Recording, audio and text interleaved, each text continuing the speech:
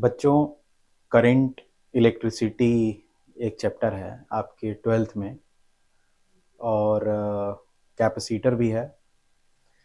तो कैपेसिटर और current electricity जब हम पढ़ते हैं तो उसमें एक टॉपिक है हम लोगों का capacitor across a DC source, या कई बार लोग उसको चार्जिंग ऑफ अ कैपेसिटर इस नाम से भी उस टॉपिक को जाना जाता है।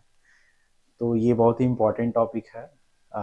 इसको हर एक एंगल से आप देखेंगे तो कई बार तो बोर्ड एग्जामिनेशन में भी, जो 12th का बोर्ड एग्जामिनेशन होता है उसमें भी ये पूछा जाता है, चाहे कोई भी बोर्ड हो, सीबीएसई बोर्ड हो या कोई भी अदर स्टेट बोर्ड्स हो।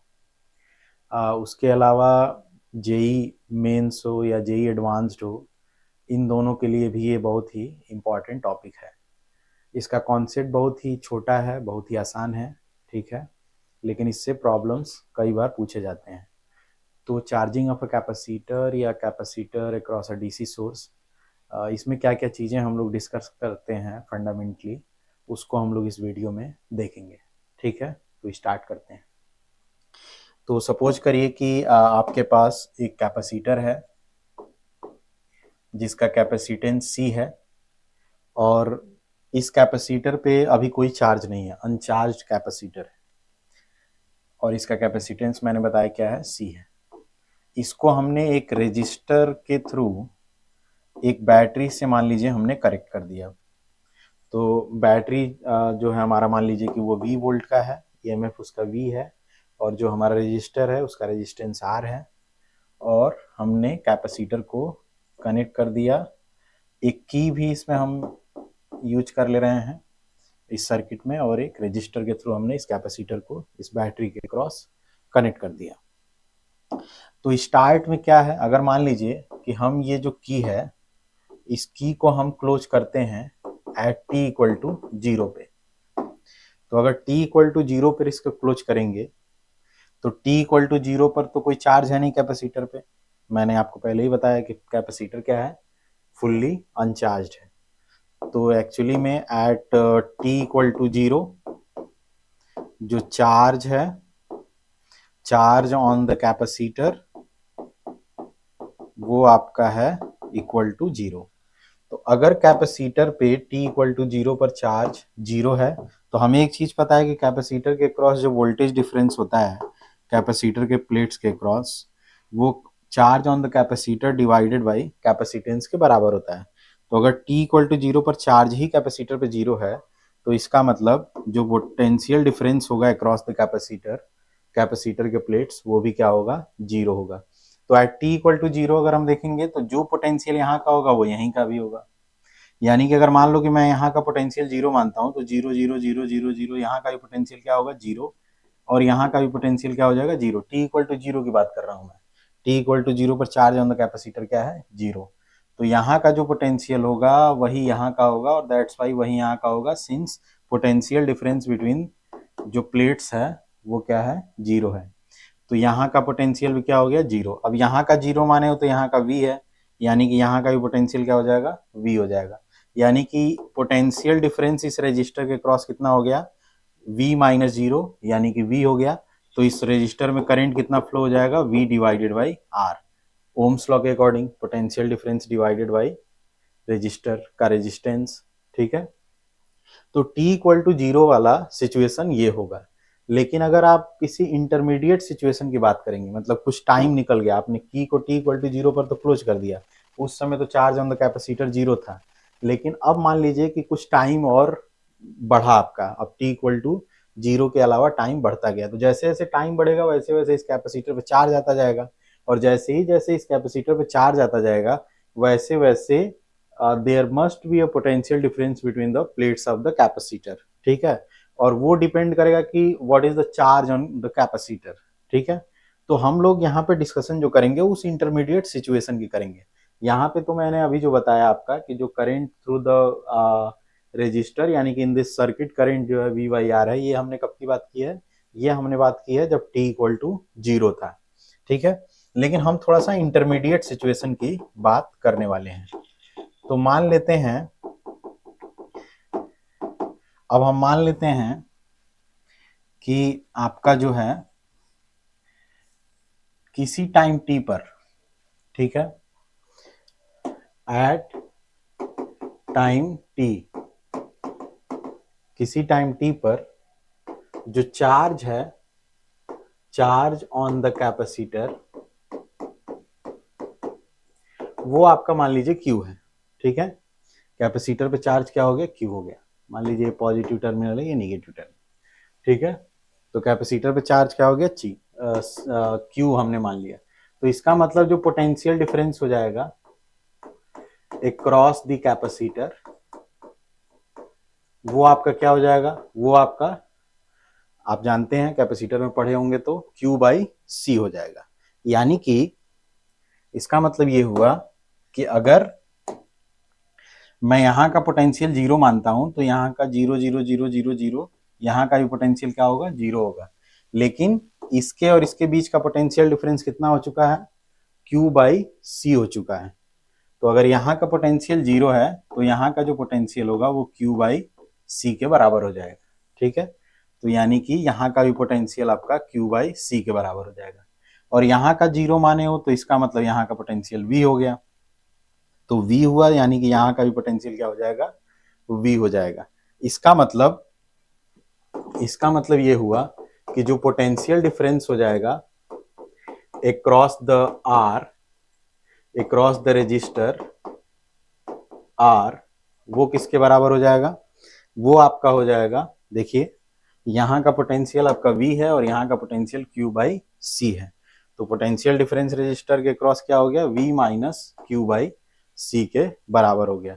यानी कि इस केस में जो आपका करंट होगा, इस सर्किट में जो करंट होगा I, वो कितना हो जाएगा, इसका मतलब जो करंट हो जाएगा I आपका, मैं लिख देता हूं यहां पे, करंट थ्रू द रेजिस्टर,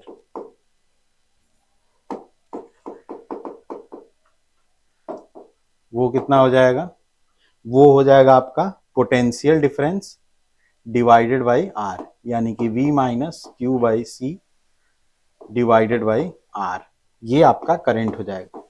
और जो ये रजिस्टर में करंट है वही एक्चुअली में करंट आपका इस सर्किट में भी है, ठीक है। तो मैं यहां से क्या कर सकता हूं कि एक्चुअल में ये जो करंट है, पहले क्या हो रहा है, कैपेसिटर पहले जीरो चार्ज है, उसके बाद धीरे धीरे कैपेसिटर पे चार्ज क्या हो रहा है, बढ़ता जा रहा है। तो जैसे जैसे कैपेसिटर पे चार्ज बढ़ रहा है तो जो चार्ज के बढ़ने का रेट है on the capacitor, that will be the current through the current in the circuit. यानी कि ये जो करंट आई है, इसको मैं क्या लिख सकता हूं, इसको मैं dq अपॉन dt के बराबर लिख सकता हूं, जो कि V minus Q by C divided by R के बराबर हो जाएगा, ठीक है। तो ये हमें एक सिंपल सा डिफरेंशियल इक्वेशन मिला है, जिसके थ्रू हम चाहें तो कैपेसिटर का expression in term of time हम फाइंड आउट कर सकते हैं, मतलब किसी टाइम टी पर कैपेसिटर पे क्या चार्ज होगा, ठीक है। तो इसको हम लोग करते हैं, बहुत ही आसान है। तो मैं क्या कर रहा हूं, Q वाले टर्म को एक तरफ कर ले रहा हूं, V minus Q by C, V minus Q by C, और dt वाले टर्म को एक तरफ कर ले रहा हूं, और फिर हम इसको क्या करेंगे, इंटीग्रेट कर देंगे, ठीक है। तो इंटीग्रेट करेंगे, लिमिट क्या लगाएंगे, देखिए जब टाइम जीरो है तो उस समय जो चार्ज है कैपेसिटर पे वो भी क्या है, जीरो है। लेकिन मान लीजिए किसी टाइम टी पर हमने चार्ज कैपेसिटर पे क्या माना है, क्यू माना है। तो अब इसको आराम से इंटीग्रेट कर लेते हैं। तो इसका जब हम इंटीग्रेशन करेंगे तो क्या आएगा, सिंपल सा इंटीग्रेशन आएगा, V minus Q by C divided by V, और इधर क्या बचा आपका, और एक इसके साथ साथ एक चीज और आने वाला है, यहाँ पे आपका ऊपर माइनस सी भी आएगा। आपने इंटीग्रेशन का एक सिंपल सा फॉर्मूला पढ़ा होगा, मैं अभी वो फॉर्मूला लिख भी दूंगा, ठीक है। और यहाँ पे 1/r और ये क्या है, तो t डिवाइडेड बाई r हो जाएगा, ठीक है। मैंने जो इंटीग्रेशन यूज किया है, जो फॉर्मूला, वो मैं यहाँ लिख देता हूँ, 1/a प्लस बी एक्स, इसका जो इंटीग्रेशन होता है ये होता है ln a plus B X divided by b। ठीक है, तो यही वाला फॉर्मूला मैंने यहाँ पे इंटीग्रेट करने के लिए यूज किया है। तो a की जगह बस यहाँ पे v है जो कि कांस्टेंट है, यहाँ पे a और b कांस्टेंट होता है, और b की जगह क्या है, b की जगह -1/c है। तो डिवाइड में c b होता है, तो यहाँ डिवाइड में -1/c होगा, तो इसीलिए c ऊपर चला जाएगा माइनस के साथ। ठीक है, तो ये हमारा इंटीग्रेशन हो गया। अब इसको हम लोग थोड़ा सा और अच्छे से क्या लिख सकते हैं, इसको लिख सकते हैं ln 1 - q/cv equal to -t/rc। तो यहां से मैं चाहूं तो q की वैल्यू लिख सकता हूं। q की वैल्यू क्या लिख सकता हूं, q की वैल्यू लिख सकता हूं rc। q की वैल्यू एक बार आराम से लिख लेते हैं, 1 - q/cv equal to e⁻ -t/rc। ठीक है, अब यहां से आसानी से हम लोग q की वैल्यू फाइंड आउट कर लेंगे। यहां से q/cv can be written as 1 - e⁻t/rc, यानी कि q equal to cv 1 - e⁻t/rc। तो ये हो गया आपका कैपेसिटर पे चार्ज किसी टाइम t पर, जो कि किसके बराबर है, cv 1 - e⁻t/rc। अब यहाँ पे जो ये rc है, ये जो rc आपको दिख रहा है, जैसे किसी भी एक्सपोनेंट का जो पावर होता है वो हमेशा डायमेंशन लेस होना चाहिए, तो ये t/rc भी डायमेंशन लेस होना चाहिए। तो t/rc डायमेंशन लेस तभी हो सकता है जब हमारा t का जो डायमेंशन है और जो rc का डायमेंशन है वो बराबर हो। तो t तो है आपका टाइम, टाइम का डायमेंशन, तो इसका मतलब ये जो rc है, ये जो rc है, इसका भी डायमेंशन क्या होना चाहिए, इसका भी डायमेंशन टाइम का ही डायमेंशन होना चाहिए। तो ये जो आरसी है, इसके लिए हमने एक स्पेशल नाम रखा है, क्या बोलते हैं इसको, रिलैक्सेशन टाइम। आरसी आप समझ ही रहे हैं, आर इस कैप जो आपका ये सर्किट था उसमें रेजिस्टेंस था, और सी आपका कैपेसिटर का कैपेसिटेंस है। ठीक है, अब यहां पे देखिए ये जो सीवी है ये क्यू की मैक्सिमम पॉसिबल वैल्यू है। ठीक है, तो अगर मैं यहाँ पे वेरिएशन देखूं, अगर यहाँ इस इक्वेशन को अगर आप देखेंगे तो इसको देख के लग रहा है कि जैसे जैसे टी आप बढ़ाएंगे वैसे वैसे क्यू क्या होगा, बढ़ता जाएगा। टी इक्वल टू इनफाइनाइट अगर आप रखते हैं तो e⁻ इनफाइनाइट होगा, that is 0। 1 - 0 is 1 multiplied by CV, यानी कि t इक्वल टू इनफाइनाइट पर जो q की वैल्यू होगी वो किसके बराबर होगी, CV होगी। और टाइम बढ़ाने के साथ q की वैल्यू भी क्या हो रही है, बढ़ रही है। तो अगर मैं इसको एक ग्राफ के थ्रू अगर देखूं मैं कि कैसे q वेरी कर रहा है, तो हमारा क्या एक्सप्रेशन आया था, q equal to CV 1 - e⁻t/rc। अगर हम यहाँ पे टाइम के साथ चार्ज का वेरिएशन देखें तो t इक्वल टू 0 पर चार्ज क्या था, 0 था। उसके बाद जैसे जैसे चार्ज बढ़ता जा रहा है, टाइम बढ़ता जा रहा है, वैसे वैसे चार्ज भी हमारा क्या हो रहा है, बढ़ता जा रहा है। ठीक है, और बढ़ते बढ़ते कहाँ तक पहुंच रहा है चार्ज, CV के बराबर पहुंच रहा है। ठीक है, तो ये जो है आपका ये ग्राफ, ये आपका चार्ज का वेरिएशन दिखा रहा है किसके साथ, टाइम के साथ, यानी कि इस वाले एक्सप्रेशन का ये ग्राफ है। ठीक है, जो कि बहुत इंपॉर्टेंट है। इस ग्राफ को देखने से क्या पता चल रहा है, इस ग्राफ को देखने से ये पता चल रहा है कि जैसे जैसे टाइम बढ़ रहा है वैसे वैसे चार्ज ऑन द कैपेसिटर भी क्या हो रहा है, बढ़ता जा रहा है। लेकिन कहां तक बढ़ सकता है, केवल CV तक बढ़ सकता है, यानी कि maximum charge on the capacitor जो हो सकता है वो किसके बराबर हो सकता है, जो बैटरी है उसका EMF multiplied by the capacitor का कैपेसिटेंस। और एक चीज और है कि अगर मैं जो हमारा करंट है वो एक्चुअली में dq/dt है, यानी कि ये तो आपका dq/dt मीन्स क्या होगा, slope, slope of QT curve, यानी कि जो चार्ज का वेरिएशन है टाइम के साथ उसका जो ग्राफ है, ठीक है, उस ग्राफ का जो स्लोप है वही आपका करंट बता रहा है। तो अगर मैं एक चीज देखूं तो पहले स्लोप क्या है, ज्यादा है, यानी कि क्यूटी कर्व का स्लोप पहले क्या है, ज्यादा है, यानी कि मैक्सिमम करंट फ्लो हो रहा है शुरू में। उसके बाद स्लोप धीरे धीरे स्लोप क्या हो रहा है, घटता जा रहा है। और इनफाइनाइट पे जाते समय, इनफाइनाइट पे जो स्लोप हो जा रहा है, slope at T equal to infinite, वो क्या हो जा रहा है, जीरो हो जा रहा है। यानी कि जो करंट है, करंट जो है, current at T tends to infinite, वो क्या हो जाएगा, current T equal to infinite पे क्या हो जाएगा, जीरो हो जाएगा। ठीक है। तो यहां जो मैंने सर्किट आपका बनाया था, ये जो सर्किट हम लोगों ने देखा था,